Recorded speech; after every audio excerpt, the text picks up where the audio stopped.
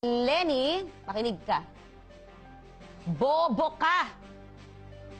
Isama mo na lahat ng mga staff mo dyan sa Office of the Vice President. Kayo. Lahat kayo, bobo!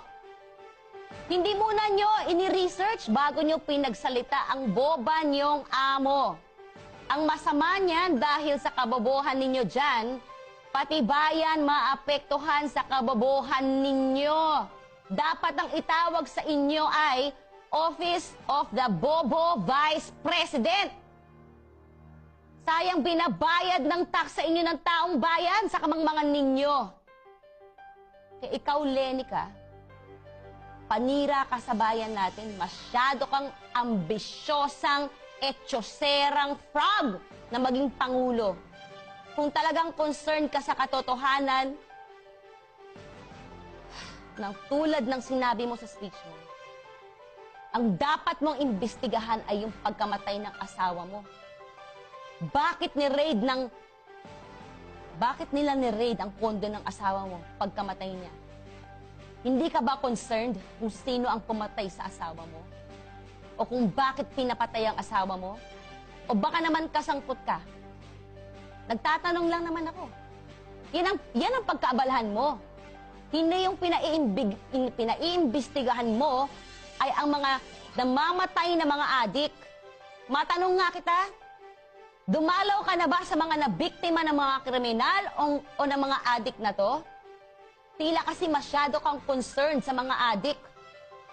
Lugi na ba ang negosyo? Tanong lang naman. Sasabihin mo pa, mahihirap lang ang biktima ng drug war. Tanga ka na naman eh. Yun nga isang drug protector na kapartido mo, nakakulong na, ha? Mahirap yun? Big fish nga, di ba? Balyena na nga eh. Squatter ba si Delima? Ay nako, yung mga napapatay na mga drug lord, mahirap ba yung mga yan? Tanungin na lang kita, kung ang mahihirap ang puntirya at naapektuhan ng drug war, bakit pag tinanong mo ang mahihirap, suportado pa rin nila si Pangulong Duterte? Kasi nga sinungaling ka at fake news ka. May suggestion ako sa'yo, ha? Huwag mong araw-arawin ang katangahan mo. Bumili ka ng utak at hindi na mga mamamahaling damit. Nakakahawa na yung katangahan mo. Pasensya na mga ka-DDS, dahil ramdam ko rin ang galit nyo sa paninira ng babaeng ito sa ating bayan. Sobra lang talaga nakakagalit ang kabobohan ng babae na to.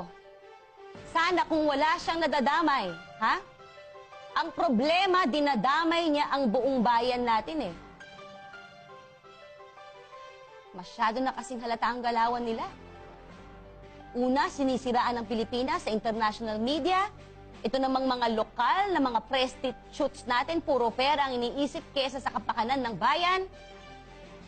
Tapos ngayon, mag-file ng impeachment case sa ating Pangulo, itong mga magdalong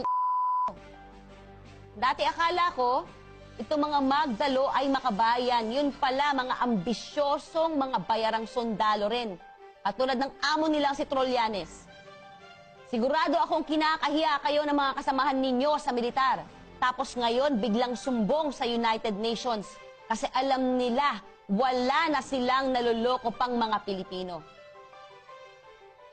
Ay, nako mga ka-DDS, hanggang dito na lamang po.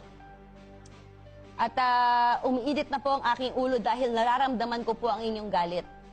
Kaya po, malakas ang koneksyon ni fake VP sa international media at sa international community. Kaya maliit man ang ating boses, pero pag pinagsama-sama natin ang ating tinig, mas malakas pa tayo.